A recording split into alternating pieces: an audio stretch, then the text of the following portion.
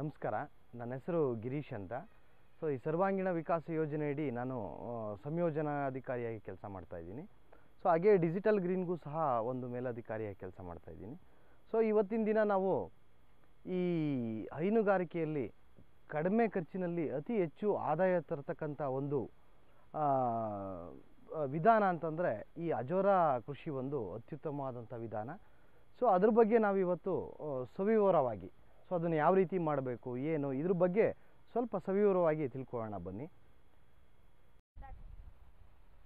ಕಡಿಮೆ ಖರ್ಚಿನಿಂದ ಹೆಚ್ಚು ಆದಾಯ ತರತಕ್ಕಂಥ ಒಂದು ಹೈನುಗಾರಿಕೆ ಪದ್ಧತಿಯನ್ನು ಇಲ್ಲೊಬ್ಬ ರೈತರು ಅಳವಡಿಸ್ಕೊಂಡಿದ್ದಾರೆ. ಅದನ್ನು ಯಾವ ರೀತಿ ಮಾಡ್ಕೊಂಡಿದ್ದಾರೆ ಅಂತ ತೋರಿಸ್ಕೊಡ್ತೀನಿ, ಸ್ವಲ್ಪ ಬನ್ನಿ. ಸೊ ಇದನ್ನ ಏನು ಅಂತ, ಇದು ಏನಕ್ಕೆ ಈ ರೀತಿ ಗುಂಡಿ ಮಾಡಿದ್ದೀರಾ, ಮತ್ತು ಇದ್ರ ಅಳತೆ ಏನಕ್ಕೋಸ್ಕರ ಮಾಡಿದ್ದೀರಾ ಅಂತ ಸ್ವಲ್ಪ ಇದ್ರ ಬಗ್ಗೆ ತಿಳಿಸ್ಕೊಡ್ತೀರಾ? ಹೈನುಗಾರಿಕೆ ಬಗ್ಗೆ ಏನು ಅಜೋಲಾ ಫೀಡ್ಸ್ ಅಂತ ಏನೋ ಬರೋದಲ್ಲ, ಅದನ್ನ ಹಾಕಕ್ಕೆ ಅಂತ ಮಾಡಿದ್ದೀವಿ ಇದನ್ನ. ಹೌದು. ಈ ಗುಂಡಿ ಎಷ್ಟು ಆಳ ತೆಗೆದಿದ್ದೀರಾ? ಇದು 4 ಇಂಟು 5 ಇದೆ ಅಗಲ. ಸೊ ಆಳ 1 ಅಡಿ.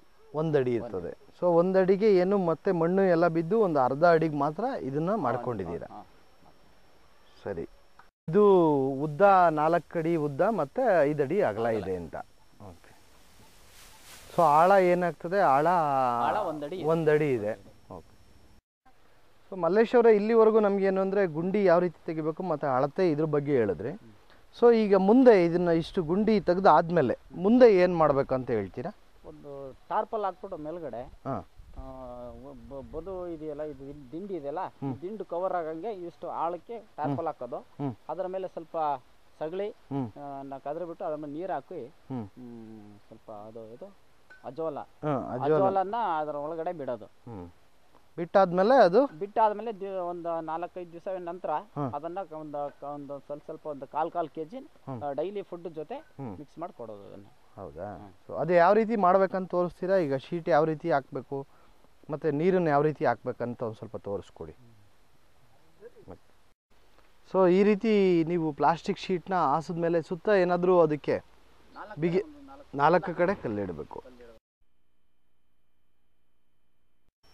ಈ ರೀತಿ ನಾವು ಪ್ಲಾಸ್ಟಿಕ್ ಶೀಟ್ನ ಹಾಕ್ಬೇಕಂತ ಹೇಳ್ತೀರಾ. ಸೊ ಇದು ಹಾಕಿದ ನಂತರ ಸೊ ಇದನ್ನು ಮತ್ತೆ ಮುಂದೆ ಮತ್ತು ನೀರು ಮತ್ತು ನೀವು ಹೇಳಿದ ರೀತಿ ಮಣ್ಣು ಮತ್ತು ಸಗಣಿನ ಕಲಸಿ ಹಾಕಬೇಕು. ಅದು ಯಾವ ರೀತಿ ಮಾಡ್ಬೇಕಂತ ತೋರಿಸಿ ನಾವು. ಅದಕ್ಕೆ ಬೇಕಾಗಿರ್ತಕ್ಕಂಥ ಸಾಮಗ್ರಿಗಳನ್ನ ಏನೇನು ಬೇಕಂತ ಹೇಳ್ತೀರಾ? ಆಯ್ತು ಸರ್. 1-2 kg ಮಣ್ಣು, ಸ್ವಲ್ಪ ಸಗಳಿ, ನೀರು ಎಷ್ಟು ಬೇಕಾಗುತ್ತೆ? ನೀರು ಒಂದು 2 ಕೊಡ ಬೇಕಾಗಬಹುದಾ? ಒಂದು ಅರ್ಧ ಅಡಿ ತುಂಬುವಷ್ಟು ನೀರನ್ನ ಹಾಕಬೇಕು. ನೀರು ಬೇಕಾಗುತ್ತೆ. ಹೌದಾ? ಸರಿ. ಸೊ ಅದನ್ನ ಯಾವ ರೀತಿ ಹಾಕಬೇಕು, ಫಸ್ಟು ಏನೇನು ಹಾಕಬೇಕು ಅಂತ ಸ್ವಲ್ಪ ತೋರಿಸ್ಕೊಡಿ. ಅದನ್ನು ಫಸ್ಟ್ ನೀರು ಹಾಕಬೇಕು ಅಂತ ಹೇಳ್ತಾರೆ.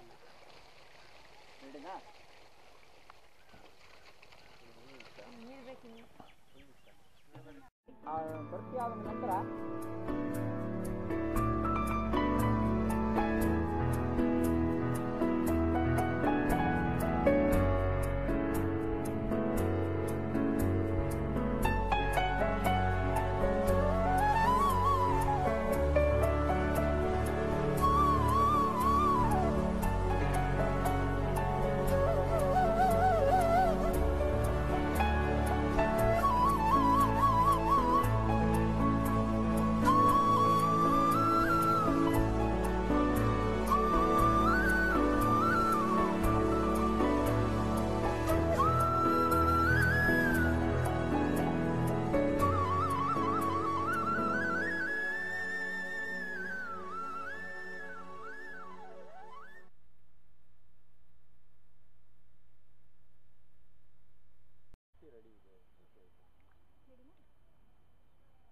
ಈಗ ನೀರು ತುಂಬಿಸಿದ್ರೆ ಆ ಇಟ್ಟಿಗೆ ತುಂಬುವಷ್ಟು ನೀರು ಬಿಡಬೇಕಾಗ್ತದೆ ಇದರೊಳಗಡೆ.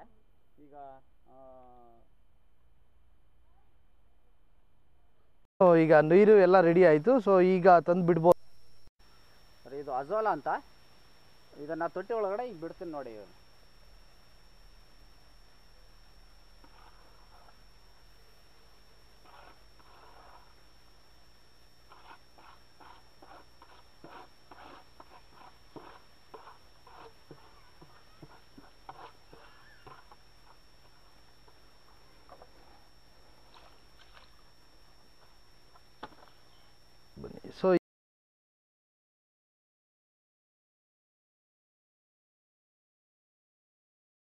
ಮಲ್ಲೇಶ್ ಅವರೇ, ಸೊ ನೀವು ಇದನ್ನೆಲ್ಲ ಅಜೋಲಾ ಯಾವ ರೀತಿ ಬಿಡಬೇಕು ಮತ್ತು ಅದನ್ನು ಯಾವ ರೀತಿ ಮಾಡಬೇಕು, ಅದಕ್ಕೆ ಪ್ರಿಪ್ರೇಷನ್ ಏನು ಮಾಡಬೇಕು ಇಲ್ಲಿವರೆಗೆ ತಿಳಿಸ್ಕೊಡ್ರಿ. ಆಯ್ತು.